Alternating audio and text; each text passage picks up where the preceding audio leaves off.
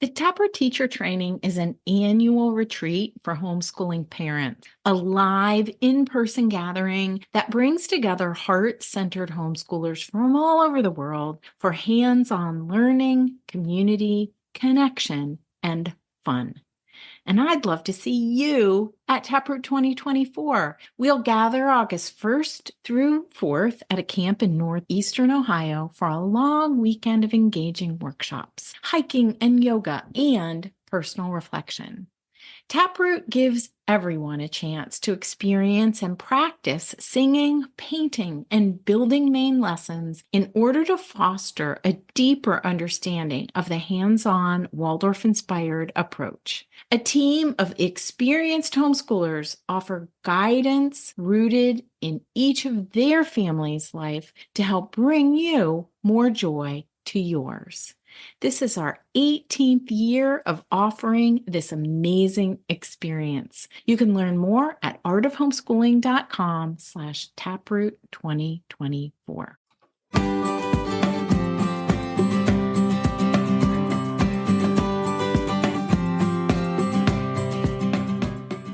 You're listening to the Art of Homeschooling podcast, where we help parents cultivate creativity and connection at home.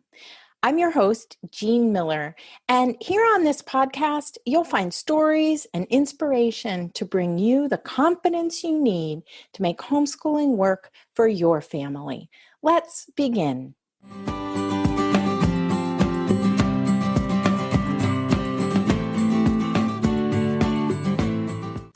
In her book, Big Magic, Elizabeth Gilbert says, measure your worth by your dedication to your path, not by your successes or failures. Oh, I love that. Welcome to the podcast, homeschooling friend. I'd love to share some ideas with you today about the homeschooling path and how to find your flow, your groove, your homeschooling rhythm. I talk a lot about rhythm here on the podcast, but today I want to introduce you to two ideas about rhythm that you may not have considered before. Or maybe you felt some pull in this direction, but you haven't had the words to describe your intuition yet. After all, homeschooling is a journey. There will always be ups and downs, and I want to talk about how we can stay the course and feel at ease with our homeschooling groove. So my first suggestion is that perhaps finding your homeschooling flow is more about you than your kids. That's an interesting thought, isn't it? And my second suggestion is that finding your homeschooling flow might be about ditching your daily lesson plans occasionally or even completely. Finding your flow could really be about building up confidence and being flexible in an intentional way. So I'm going to give you some ideas on how to do this today. Oh my goodness, I just love getting down to the nitty-gritty of homeschooling and thinking outside the box sometimes. So this is going to be fun. Maybe you're grabbing your earbuds and heading out for a walk today, or maybe you're listening while washing up or folding laundry at the end of the day. Wherever you are, I know you're taking time out of your busy day to get some homeschooling inspiration, so let's jump in. I just want to remind you that you can check out the show notes for this episode at artofhomeschooling.com/episode 180 for quotes or links to resources that I might mention along the way in this conversation. All right, as a quick review, I describe rhythm as the regular repeated patterns in your homeschooling lessons, your days, your weeks, even your seasons. So when your rhythm begins to carry you through your days, they really begin to flow more effortlessly. You can find focus and mindfulness in the present moment and really tap into your intuition and creativity. It's like finding your flow state, your in the zone. Sometimes these moments of flow are so fleeting, but also they're so joyful when everything comes together. Or maybe that flow state seems unattainable to you. So here are my 2 suggestions for you. Ideas for finding your flow, your own flow in homeschooling. Let's explore the first idea. What if finding your flow might be more about you than your kids? Sometimes we think about our rhythm and wonder why our kids can't just get dressed and brush their teeth and be ready to jump into the day's lessons without so much fuss or needing to be reminded 100 times. Or why does the lesson always fall apart when you transition from story time to table time? Or why does everyone get grumpy just before lunch? My suggestion is that maybe finding your flow is not so much about getting the kids to do what you've envisioned. Perhaps if you, as the homeschooling parent, have tapped into something meaningful to you in your daily rhythm, something just for you, then your rhythm might flow with more ease. And this something can be anything that you're passionate about. We parents, as humans, need to find and follow our own passions too, because they're what fill us up. As homeschoolers, we spend so much time and energy helping our kiddos find their passions and follow their interests, and this should be true for us as well. Spending even a few minutes each day following your interests or engaging in work that's meaningful to you outside of homeschooling and parenting can help your day flow in a way that's more engaging for you. All right, let's explore this idea some more. And to do that, I'm going to use the fable, The Country Mouse and the City Mouse. It's a classic fable. Do you know it? I'm going to tell you a story about a country mama and a city mama. Remember that fables and folk tales teach us about archetypal characters. And archetypes are different than stereotypes. Archetypes are more of a motif or a pattern that is present among all human beings rather than a label. Archetypes provide identifiable character traits that can guide us on our journey. So our story begins with the country mama. Before breakfast, Country Mama hops on her computer to work on a graphic design project for an hour or so before the kids get up. She works as a freelancer, and the project is due by the end of the week. So she snatches a few minutes here and there in the margins of her day. Homeschooling lessons with her kiddos include stories and songs in the living room, along with main lesson bookwork at the dining room table. Then after lunch, she walks out to her garden to harvest asparagus and check on the seeds she's planted this spring, taking a moment to rest in awe of the tiny little seedlings pushing up through the soil. In the late afternoon, Country Mama goes for a walk with her dog and kiddos to enjoy the fresh spring air and open spaces. And then, before bed, she sits down for a bit more to finish up her graphic design project, ending her day feeling tired, full of fresh air and movement, and content with the work she's done. And now, I'll tell you a little bit about City Mama. On this same day, an hour away from the green fields of the country, a city mama is starting her day with her kiddos. Before breakfast, City Mama puts some beans into her Instant Pot for meals throughout the week, and then she spends a few minutes preparing a dinner she'll deliver to elderly neighbors that afternoon. And after breakfast, the kiddos play and she hangs a load of laundry on the porch to dry in the fresh air. She takes this time to soak in some gratitude for the sunny day and recommits to finding small, ordinary ways to live with a smaller environmental footprint. Homeschooling lessons with her kiddos include stories and songs in the living room, along with main lesson bookwork at the kitchen table. During nap time, City Mama sits with her feet up and works on an easy knitting project, and then closes her eyes for a bit of a rest.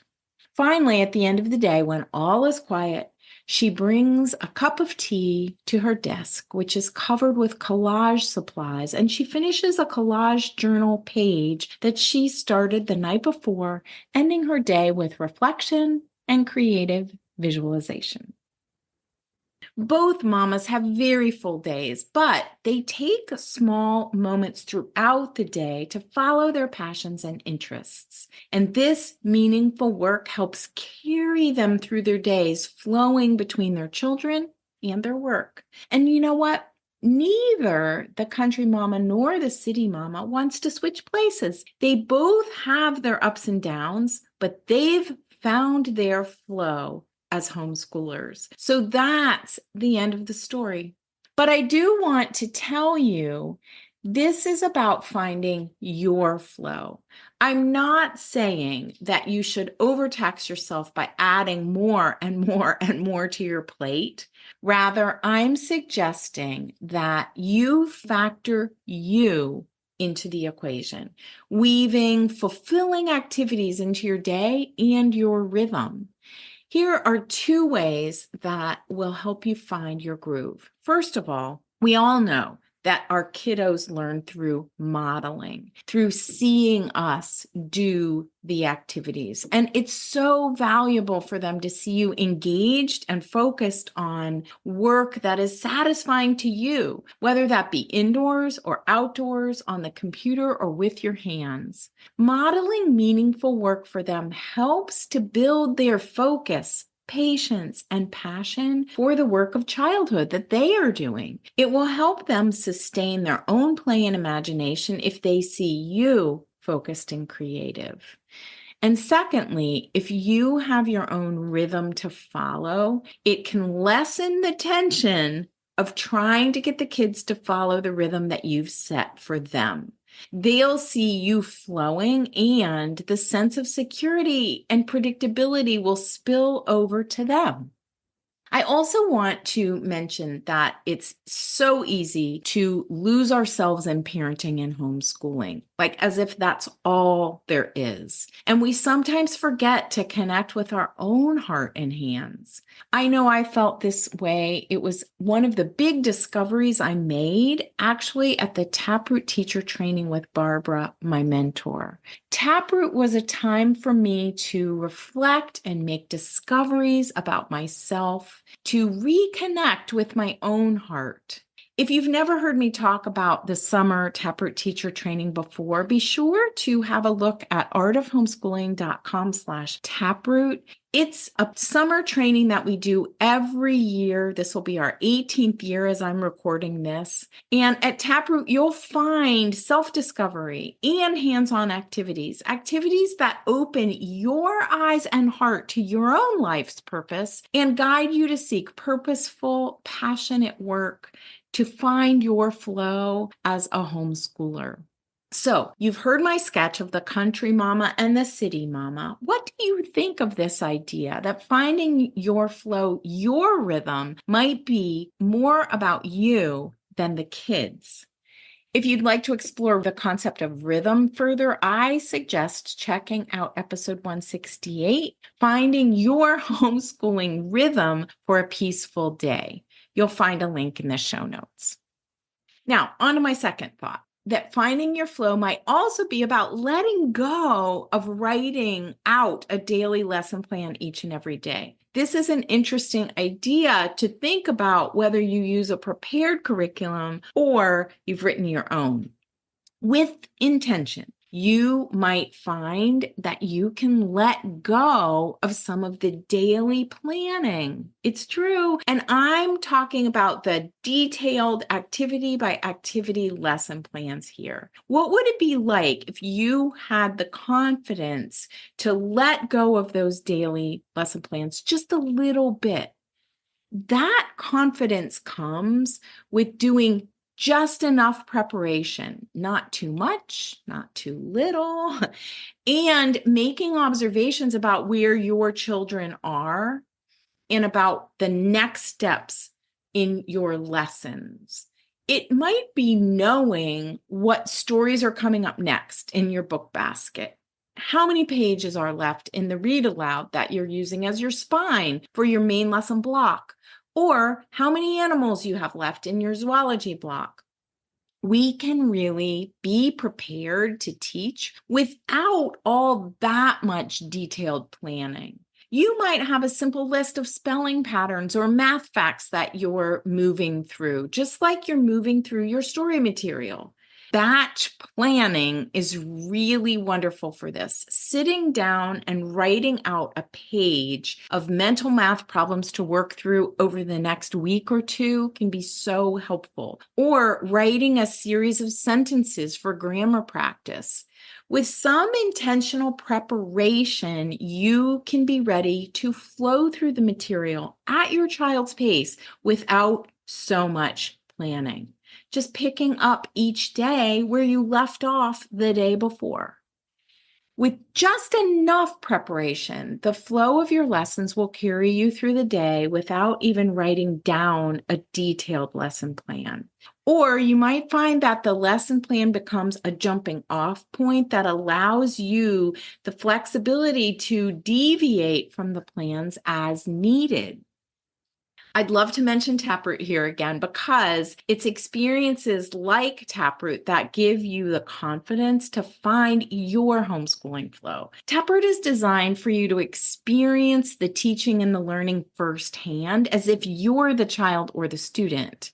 The Taproot Teacher Training for Homeschoolers, it's a long weekend gathering every August, and I invite you as you head into summer to consider how 4 days immersed in hands-on homeschooling workshops with other heart-centered homeschoolers could prepare you for the year ahead.